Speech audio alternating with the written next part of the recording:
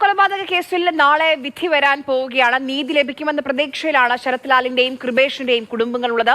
വിധി നേരിട്ട് കേൾക്കാൻ വേണ്ടി രണ്ട് കുടുംബങ്ങളും ഇന്ന് തന്നെ കൊച്ചിയിലേക്ക് യാത്ര തിരിക്കും. കേരളമാകെ ചർച്ച ചെയ്ത പെരിയ ഇരട്ടക്കൊലപാതക കേസിന്റെ വിധി നാളെ വരാനിരിക്കുമ്പോൾ ഇപ്പോൾ ശരത് ലാലിന്റെയും അതുപോലെ കൃപേഷിന്റെയും കുടുംബാംഗങ്ങൾ നമ്മളോടൊപ്പം ചേരുകയാണ്. നാളെ വിധി വരാൻ പോവാണല്ലോ, നീതി ലഭിക്കില്ലേ? ഇത് ലഭിക്കുന്നതാണ് വിശ്വാസം.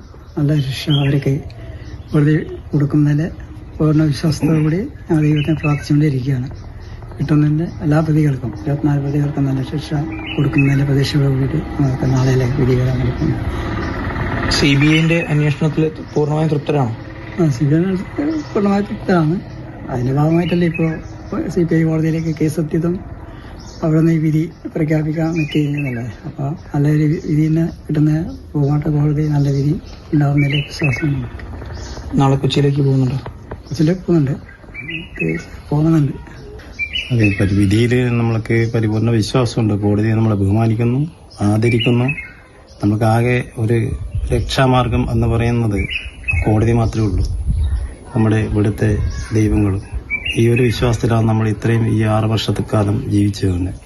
അതിനിടയിൽ രണ്ടാമത്തെ വർഷമായി ഇപ്പോൾ വിചാരണ നടക്കുന്നു. അതിനുവേണ്ടി ഒരുപാട് പ്രയാസങ്ങൾ അനുഭവിച്ചു, സാമ്പത്തികമായും മറ്റുള്ള രീതിക്കൊക്കെ. ഇത് സർക്കാരിനോടാണല്ലോ നമ്മളിപ്പോൾ ഈ കേസിന്റെ കൂടെ വാദിക്കാൻ പോകുന്ന സർക്കാരാണ് നമുക്ക് എതിരെ നിൽക്കുന്നത്. അതിലുള്ള ഭയങ്കര പ്രയാസമുണ്ട് ഏറ്റവും.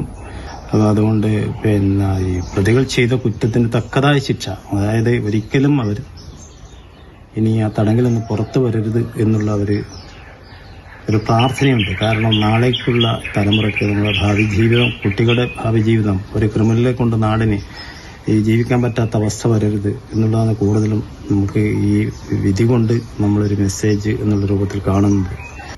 രാഷ്ട്രീയ വൈരത്താൽ ഇനിയൊരു കുടുംബവും അനാഥരാവരുത് എന്ന് തന്നെയാണ് ഇവരിപ്പോഴും പറഞ്ഞു വെക്കുന്നത്. കല്യോട്ട് നിന്നും സാരംഗ് സുരേഷ്, മാതൃഭൂമി ന്യൂസ്, കാസർഗോഡ്.